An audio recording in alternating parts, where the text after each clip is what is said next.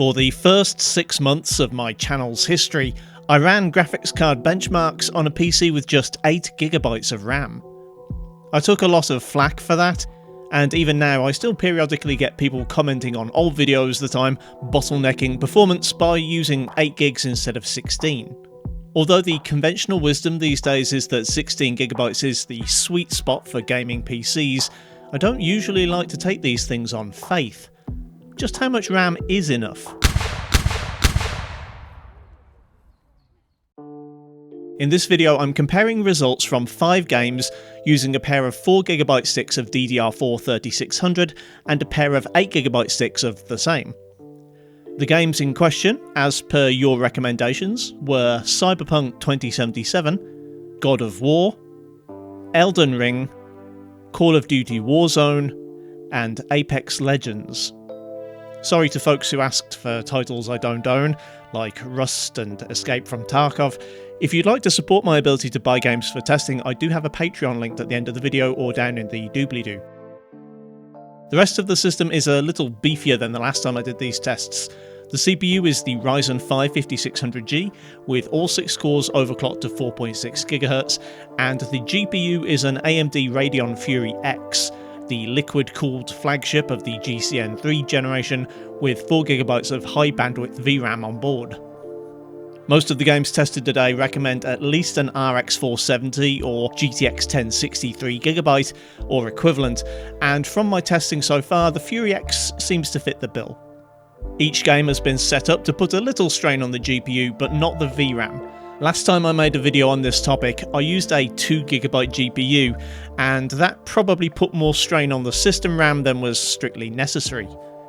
Finally, I made sure to disable unneeded background software and any game launchers that weren't in use at the time. My first batch of tests with 16GB of RAM was an unmitigated failure. Of the 5 games, 4 refused to start, with only Apex Legends launching at all. How could that have happened? I'm above the minimum requirements. I get it.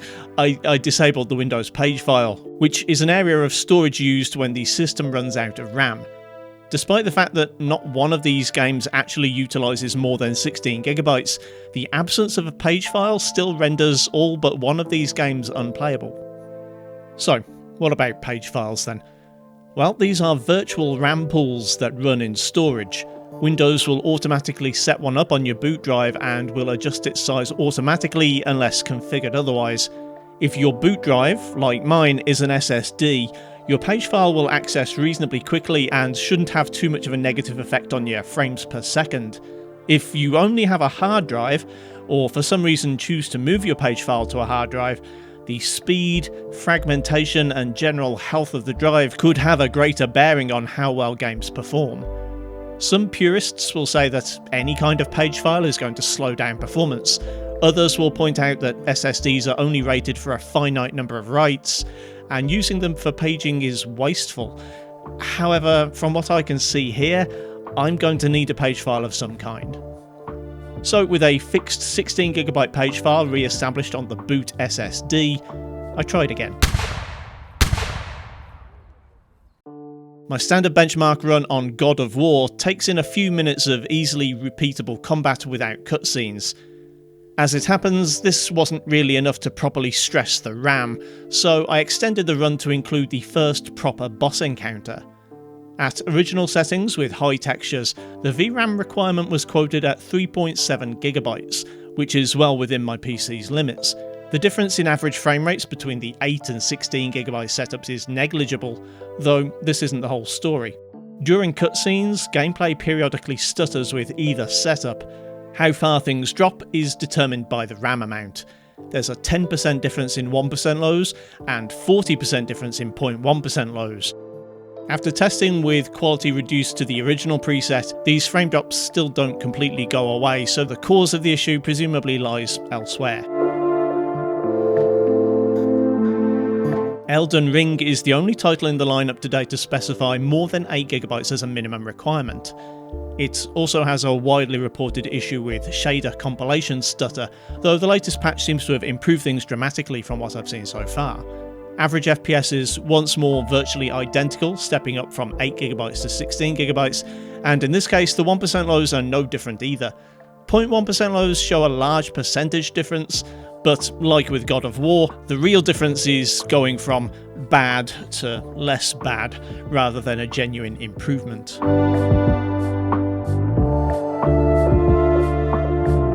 Apex Legends actually came up more than once when I asked for games to test for this video, which is a bit weird given its 6GB stated minimum requirement. Benchmarking Battle Royale games is always inconsistent, but thankfully in this instance, things seem to work out pretty evenly. Again, averages are virtually the same with either 8GB or 16GB, and this time both 1% and 0.1% scores are similar, so I think it's fair to call this a tie.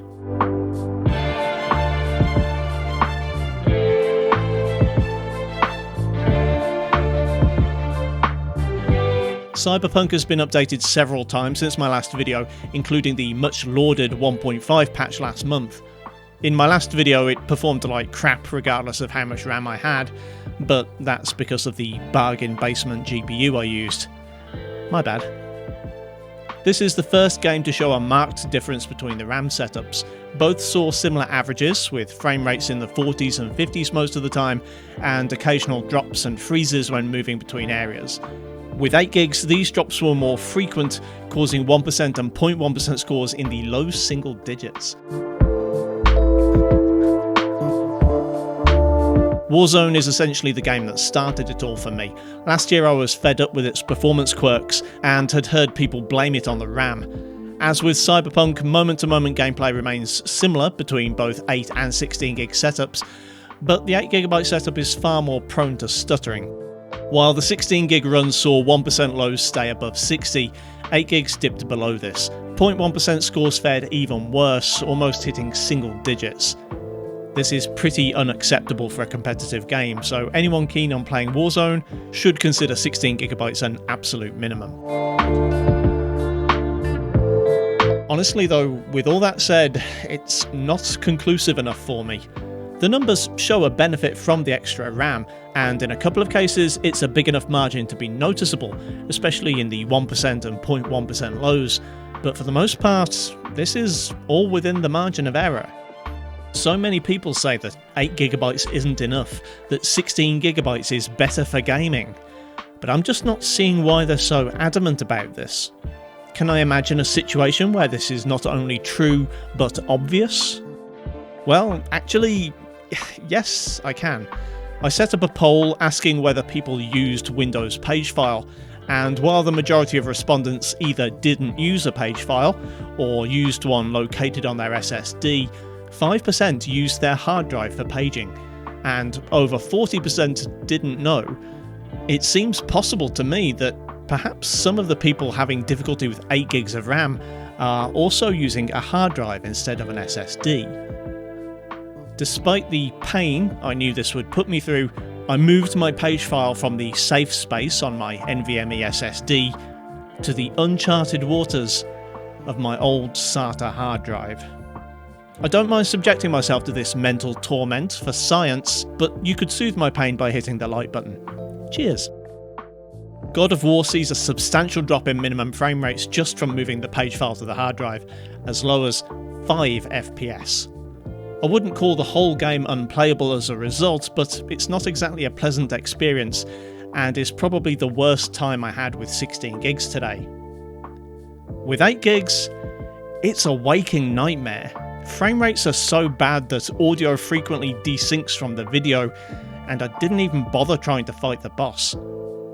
If you're gaming on this setup, may your God have mercy on you. Running Elden Ring with 16GB sees almost no change in behaviour between SSD and HDD page files. Averages and 1% lows are basically the same, and while 0.1 lows are 20% better on the SSD than the HDD, in practice that's only a 2 FPS difference. Moving to the 8GB setup is a whole other story, worse even than the game in general was immediately post-release. Oddly, for a game that touts a 12GB minimum requirement, this is one of the less objectionably bad experiences in this test. 1% scores almost reach double digits, which might sound pretty bad, but it's actually a sad indictment of what's to come later. Apex doesn't suffer much from the hard drive page file. Only the 8GB setup shows a significant drop in performance, specifically the 0.1% score, which drops into the middle teens. I suppose I'm confused why people nominated this as a potentially problematic game, but on the other hand I guess this stands as a counterpoint to why anyone might need to upgrade their system at all. There's still a benefit to be had from either 16GB of RAM or an SSD, and if you want to be competitive you will probably find these frame drops unacceptable, but casual players like me will probably just be grateful for one more excuse to cover the fact that we suck.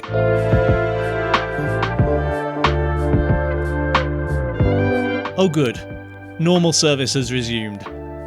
Actually, just looking at the raw numbers on the 16GB setup seems to indicate the HDD page file is somehow better than the SSD. But of course that's not the whole story. Cyberpunk seems to throttle the amount of traffic and pedestrians that spawn according to system performance, so for most of my run the road was comparatively clear of cars, giving the GPU less work to do. And that's where the good news stops. Switching to 8GB caused me to have a momentary out-of-body experience as I wondered why I put myself through this shit. Minimum frame rates dropped below 1, driving became virtually impossible, and I daren't even think what combat might be like. I was pleasantly surprised with how well the 16GB setup worked in Warzone. 1% and particularly 0.1% low scores were actually better than the 8GB setup achieved using an SSD. Whereas some games can make do with 8GB on the provision that they also have an SSD page file, I think it's fair to say that Warzone is the rare title that genuinely does best with 16GB of RAM or more. So for the sake of completeness, I suppose I have to do the last test. Oh, what the hell? Oh god. Oh, what the f***? This is basically unplayable. Friends don't let friends do this, folks. If you know someone with only 8GB of RAM and a hard drive in their system, consider holding an intervention. I know some people are precious about using SSDs for page files, and I get it, I really do. Nobody likes to think of their drives degrading, but honestly, for users with 16GB or less RAM, I'm not sure I see an alternative. Of course, it's pretty unlikely in this day and age that someone is playing games like these on a system with only 8GB of RAM and no SSD at all. It's entirely possible that the people who write off 8GB altogether are actually using single channel RAM. I'll be looking at what kind of difference that makes in the near future. In the meantime, thanks for watching, kindly do the usual YouTube things if you feel so inclined, and I'll see you next time.